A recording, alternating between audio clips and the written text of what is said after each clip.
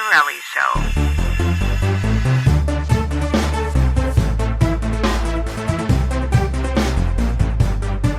Okay, this is the Bondarelli Show. My name is Joe. Welcome back. On our last episode, when me and Kevin were talking about X-Men, we went way off tangent. We were talking Marvel, Spider-Man, Doctor Strange. We even dipped into DC, some Superman, Wonder Woman. So let's have a listen. Right after X-Men, we had Spider-Man, and then, we had another X-Men and then another Spider-Man. And those are the good years because they actually put out, like 4 decent movies. Because, Spider-Man 2 is great. And, then Marvel came into the scope and, they dropped Iron Man and would never be the same. Well, it's so funny how that Iron Man, because as far as I'm concerned, like, it was so, because what had happened was Marvel was going bankrupt, and that's why they sold off movie rights to Fox and Sony. And the X-Men was the first one that was like, you know what? We have the technology, we have the movie, the cinematic technology to make these superheroes do what we want to do and it not look like crap. We could make a guy fly. We could make Wolverine have claws. We could achieve these things. And once they did that, that started it with everything, because now it's wait a minute. We could do a Spider-Man CGI and make him swing around. And we could do, and Sony did their Spider-Man. And Marvel, what they had left, really, like now, Avengers is a popular comic, but it's only because of the movies. But really, back in the day, Avengers and Captain America and Iron Man, those were really like the B-list Marvel properties when it came to the comics. And it was, as far as I'm concerned, I never read Iron Man. I mean, to give you an example, X-Men had like 5 X-Men teams. They had X-Force, X-Factor, Uncanny X-Men. Wolverine had a book. So that's 5 X-Men books that were on the shelves. Then Spider-Man had Amazing Spider-Man, Web of Spider-Man, Spectacular Spider-Man. Just 5 books about one character. Like different writers taking, these were the big ones. They sold the movie rights to them. So, because those were the hot ones. And Marvel took the B-list characters and just casted them well, wrote them well, because the Marvel executed everything perfectly. I mean, Iron Man 2 wasn't as great, but it wasn't horrible. Captain America 1 was, you gave us his origin and you accomplished, we're all heading towards Avengers, but Marvel never really made a really stinker. They made some that were like, no, I mean, that's why Marvel is so, like, predominant now. Like, when you think, and not just because Disney now owns them and everything like that. They were going through the bankruptcy, so they had to get rid of, some properties. And then I think what happened was Marvel, once they were able to sell that off and stay afloat and keep, basically all they were running was comics, when you think about it, because they weren't making movies at the time and nobody was doing superhero TV shows yet. So they were kind of just on the back burner, trying to make their next move. And I think what happened was, when they saw that, they could make superhero movies and they saw how successful they were, well, then they got to the drawing board and they're like, well, hey, we have a whole boatload of superhero movies. Like, why don't we make them? And I think, I would say this, Marvel did have a couple of stumbles. No, actually, no, it's not a Marvel movie, is it? The first, the Hulk movie with Eric Bana, is that Fox or is that a Marvel? You know what? I don't. The Hulk's a weird one, and I want to say it's Marvel because I know isn't Ang Lee? Isn't he the director? It was Ang Lee, but I don't remember. You know what? I need some email. So if somebody wants to correct me and tell me the Hulk deal, but I believe the Hulk thing was, I think it's Universal. It's something weird. Oh yeah. There's some reason why there's not a solo Hulk movie. And it has something to do with the studios, and they kind of almost had a deal going because Tony Stark appears in The Incredible Hulk, the one with Edward Norton. And then Edward Norton had some contract disputes, and they lost him, even though they still maintained that same continuity of the Edward Norton movie. They said, we're rolling with this continuity, even though we went with a different actor. But there's something weird about the Hulk. But meanwhile, I don't really think the Hulk commands a solo movie anyway, because you make a solo Hulk movie, what's he going to do? He's going to throw tanks around. He did that for 2 movies in a row. I like Hulk better in the ensemble kind of situation. But going back to the Marvel versus Fox relationship, because I keep having this thought, I don't want to lose it, but the Quicksilver thing, you think there was some tension about that, or what was the deal? Because I remember they revealed Quicksilver. It was in the Avengers trailer. And then all of a sudden, the X-Men let out like an announcement from Fox. It was like, hey, guess what? Before Quicksilver was part of the Avengers, he was a mutant, da-da-da. And it was like, because there's some deal where, because in the comics, Quicksilver has been an Avenger, and so is Scarlet Witch. I think Scarlet Witch has more been an Avenger, but he's also a mutant, son of Magneto. So they had some weird deal, probably because they thought it would never bite them in the ass, but they had this deal where it was like, we both have rights to Quicksilver, which is why there's two Quicksilvers. And it seemed like, do you think, because X-Men came out second and said, hey, we're going to use Quicksilver too, do you think that's why Marvel decided to kill Quicksilver in Age of Ultron? More like, well, you ruined it for us, so we're just going to kill him. Well, here's my thing. Fox had Quicksilver out before Avengers did, because Age of Ultron came out after Days of Future Past did, right? Yeah. No, Age of Ultron was first. I got to find out. Days of Future Past was actually first. Okay. So I think this is how it is. I think Fox has the right to Quicksilver because he's an X-Men character first. Now, because where they introduce when you first see Scarlet Witch and Quicksilver in the box, they don't call them mutants; they call them enhanced, and that's because there's the whole thing about Marvel can't say the word mutants because it's a Fox thing. Yeah. So Fox gets the credit for having Quicksilver first, and then I think Marvel just went ahead and gave up on it.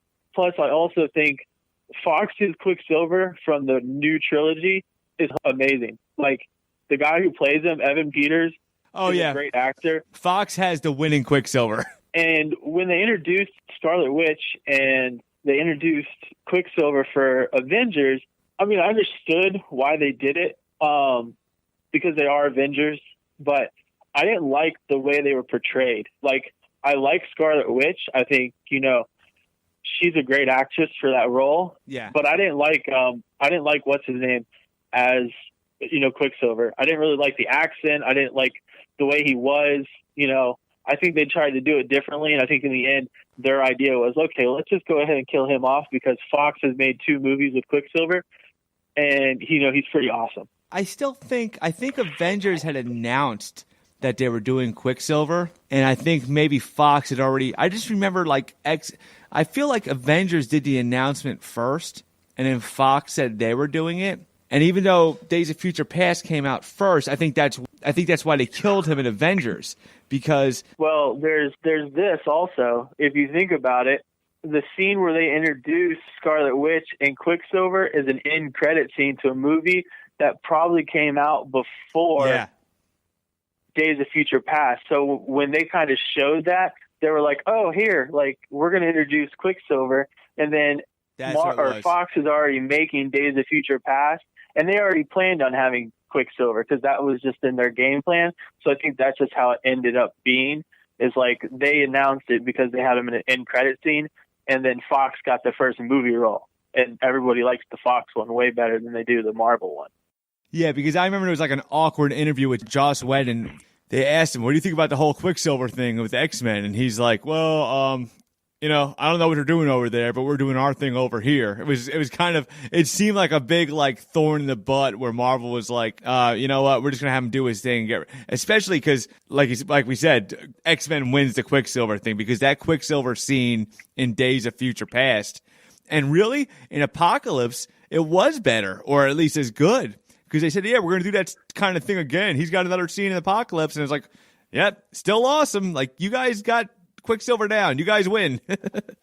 Yeah, no, I think so many people had such rave for the whole kitchen scene and Days of Future Past that they were like, well, when we make the next movie, this has obviously got to be a scene because everyone liked it. And I actually liked the Apocalypse version because you actually see the mansion blow up and you see him running around.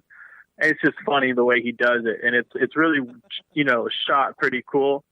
So yeah, I like their Quicksilver a heck of a lot better. Yeah, and it was, and I feel really bad. What, that he died? Oh, that you like Fox's better. It's like a loyalty issue. Well, no, I mean, I like Marvel. I mean, to be honest with you, I've always liked X-Men because it's that first superhero movie that I saw. It was great. Marvel had their films, but for me, dude, I've always been a Batman fan. Mm-hmm. But it took so long. It took that whole process of Fox doing their thing and Sony doing Spider-Man, and then Marvel creeping back in to superheroes for Warner Brothers to finally say, hey, let's start making Batman movies. And then we finally got, probably the best Batman trilogy that we've had to date. Oh, yeah. The Dark Knight trilogy.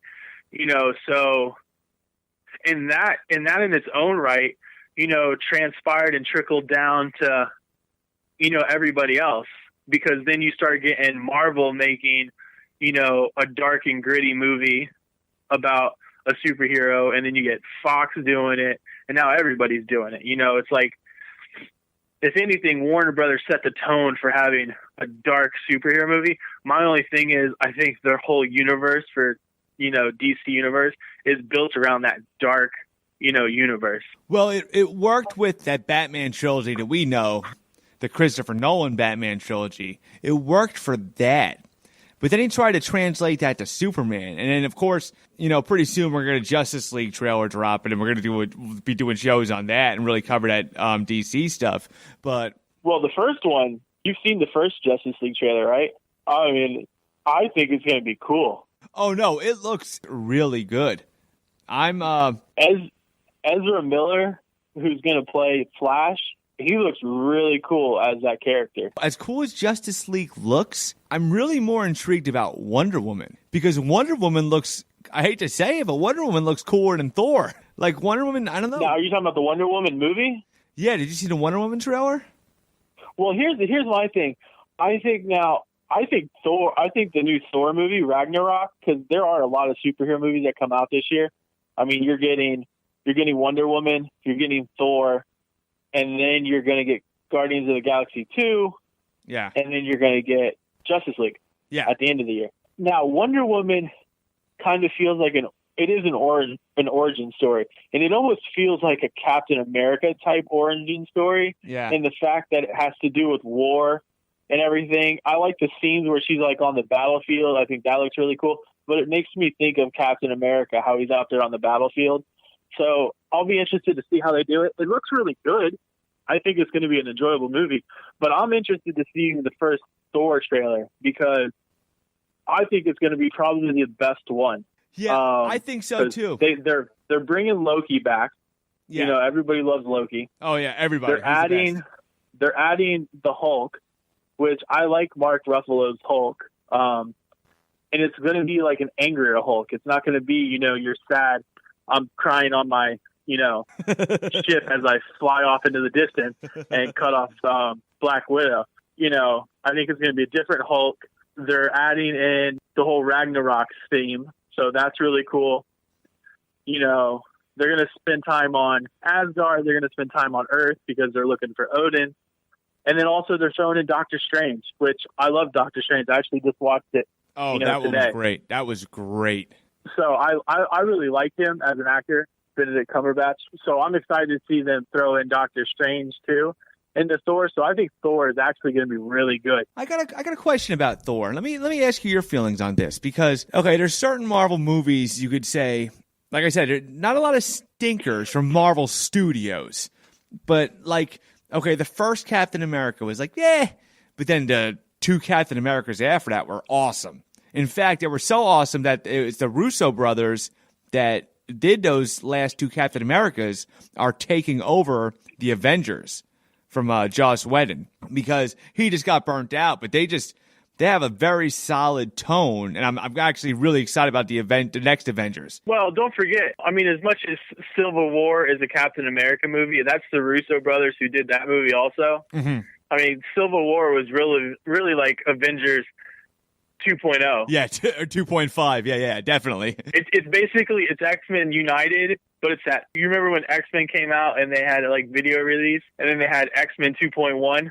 Yes, yes. That's what Civil War really is. It's just Avengers 2.1. Yeah, yeah, no, it was, but they did it. I mean, you got that little sneak preview of those brothers handling the Avengers, and they did a solid job with it. And also, like Iron Man 2 was like, Iron Man 3 was, but nothing horrible. It's just like, are you running to see it again? But Thor, I feel like Thor never had a solid one. You know, Thor's movies were always like, his first movie's like, okay, here's Thor.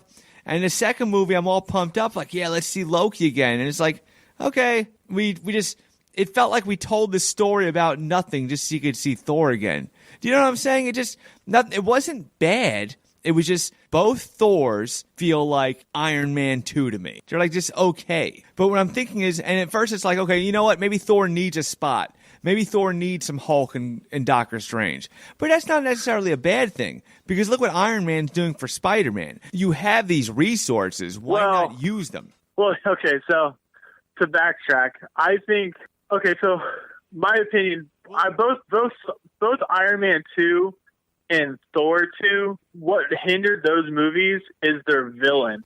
Yes. Iron Man 2, I liked Mickey Rourke as, the villain, but it wasn't good enough. It needed more. Mm-hmm. And then the same thing for Thor. I liked the whole dark elf, type thing, mm-hmm. but it was really done terribly. Like, it was bad. The best thing Thor has is Loki. Yeah. You compare every villain to Loki, and the dynamic between those actors, the dynamic between Tom Hiddleston and Chris Hemsworth, the Loki-Thor relationship, that is awesome. And even the second movie where they have to, kind of join forces. I hope they don't force that again in the third movie. I mean, I understand the dynamic. They haven't blown it yet. So my whole thing is I want to know how they're going to do the third movie, because I'm really interested into it. Yeah. Because at the end of the second movie, Loki has already gotten Odin to Earth, and Loki's taken over as, the false Odin and Asgard. So somewhere in the new movie, Thor has to figure out, oh, this is Loki, not Odin. And then they have to go get Odin. So eventually I think they have to team up. But I think at the end of the day, I think Loki's going to end up becoming that primary villain. That end credit scene in Doctor Strange. Did you catch that with Thor and Doctor Strange? Oh, yeah, I love it, because it's actually really funny, because he's sitting there and he's like, I don't drink tea. And then he magically has the beer. And then he drinks it, and then it refills, and he's looking at it like what the hell? Yeah, I'm excited about getting to see Doctor Strange again so soon. That is the real exciting part. Well, I think Marvel, I mean, they had that Easter egg scene, and I don't know if it was planned for him to actually be in the movie so soon. But I think just the reaction they got from Doctor Strange, I think they felt like people really liked him. So they're like, okay, well, let's plug him in. And I think that might be how we end up with him and Thor. Now, you see Doctor Strange, so one of the last two Infinity Stones is in Doctor Strange. Yeah. So it's getting to that point, by the end of Thor, and probably by the end of Guardians of the Galaxy 2, that you're going to know, where all the Infinity Stones are, mm-hmm. to set up, for next year for Infinity War. So it's going to get to that point where, you know where all the Infinity Stones are, what the game's going to be for Infinity War. And I'll be really surprised to see how they handle Infinity War, because I think that's going to be the biggest cast for a movie ever. Yeah. If they don't plan to make billions of dollars in revenue to cover the price that it's going to cost on budget to make that movie, because you already know Robert Downey Jr. is number one, mm-hmm. As in highest paid for the roles. And then it's just going to trickle down. And he's going to be in Infinity War, as much as they're saying it's kind of taking that back role, kind of. Uh-huh.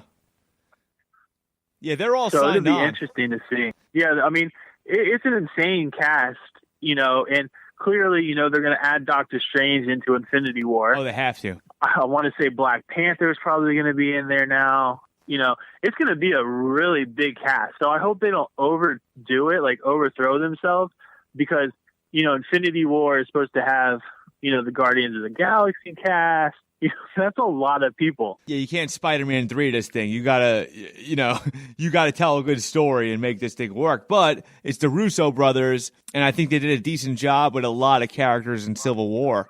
I mean, I think that was more characters that was in the Avengers movies. You're bringing in Ant-Man, who just got developed. You got him in there. He's in character. Everything works. Now, let me throw something else at you. I talked about this with somebody before about the way they crammed Venom into the Spider-Man movies. Because Venom's storyline, his original real origin is, like, as far as the alien costume, it was a storyline in Marvel called Secret Wars, where all the superheroes are fighting each other on this other planet. And Spider-Man comes across the black costume, and he actually has it for a while before, like, the alien tendencies start coming out. Because, it's a little complex. You kind of got to draw it out. And one of the problems with Spider-Man 3 was the way you crammed in this complex character. Like, all of a sudden, a meteor lands right behind Spider-Man, and it's the alien costume. Like, he's on his bike, and the alien costume lands right next to Spider-Man. Yeah. But now if you're doing this Infinity War thing, and you're bringing Spider-Man in, I think you could do Venom again right. I think you have time to bring him on this world to find the costume. At first, I was never about bringing back Venom, but you have this opportunity with this Marvel Cinematic Universe. I mean, you could have, what I'm saying? You could draw it out. You could have, you got 2 Infinity War movies. Spider-Man could just have the black costume on and nothing happens. No change of attitude. Just do it real. Like I like to say, roll it out slow, roll it out right.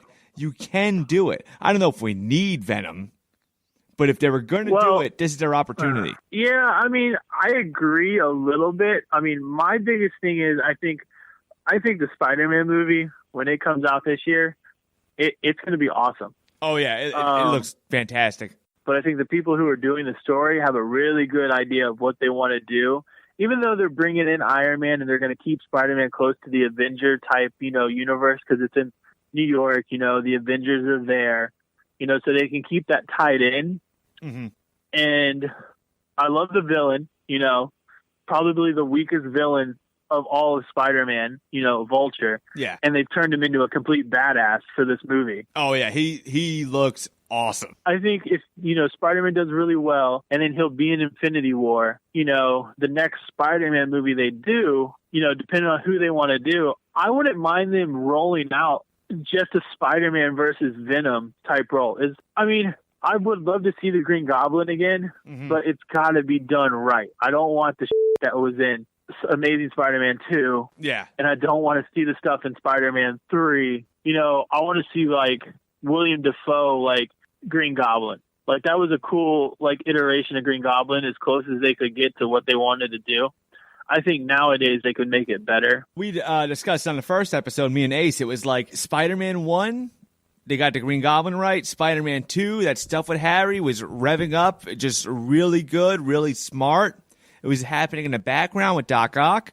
And then Spider-Man 3, they just totally dropped the ball on a really rich storyline. I mean, have you ever actually seen the death of Harry Osborn in the comics? How it went down? No. Spider-Man really wasn't one of those people I followed that much. Oh, no, but the way it's like Harry's on drugs and losing his mind because he's faced with this legacy of the Green Goblin. He's got Spider-Man in his house. Like, he invited them over for dinner. So Peter's in the Spider-Man costume, just rolls his mask up so he could eat, because Harry's got his wife and his son there. And Harry's just ranting like crazy. And Peter Parker's like, oh, I better be careful because I don't want to, start fighting in front of his kid and his wife. And it's just really tense. I mean, it's a comic. It's really tense and rich. And at some point, it's like Harry sent a bomb in his house, and Peter is tied up and trapped. Harry comes out, and Mary Jane's like, hey, you got to go get him. And Harry, like, is sweating because the drugs are killing him that he's on, and he, like, goes in and, like, carries Peter Parker out, and then Harry collapses and dies in Peter Parker's arms. It was really dramatic and done well. And it was so freaking corny in Spider-Man 3. It's like he blew up his face, then his butler tells him something, and then they're like best pals, and he goes, okay, you know what? Hey, buddy, old pal, I'm going to help you out. And it just, and because you crammed in Sandman, And that's a mistake. That was the whole thing done wrong by itself, the way they did Sandman. But, you force Sandman into Peter Parker's origin because you decided he was there when Uncle Ben died. Then you have Venom, who is a really rich, complex character. And then you're trying to finish off this Harry storyline. That was the downfall of the whole thing. That's why they took it away from Sam Raimi. I think in the movie, I think he was okay. Yeah. I think Venom was more forced than Sandman was, because Sandman's the first villain you see in the movie. Like he's robbing the bank. As much as they tried to tie in the Uncle Ben type story, which they really didn't have to do. No, that was the mistake. Sandman they could have just good. Introduced Sandman, and I actually liked him. I thought the guy who played him, he looked good. He looked comic book related.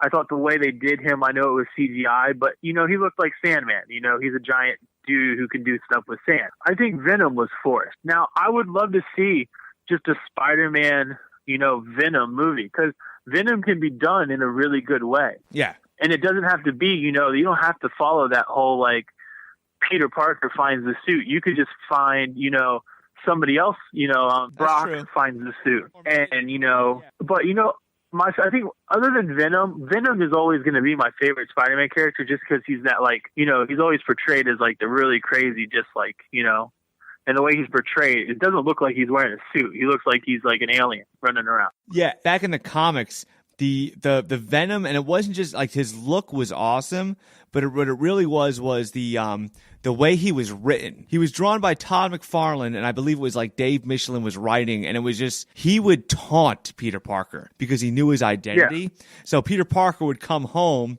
and Eddie Brock would make the costume make him look like the mailman, and he was talking to Aunt May just to like, hey, we're just in the neighborhood taking a survey, because Peter knew who he was.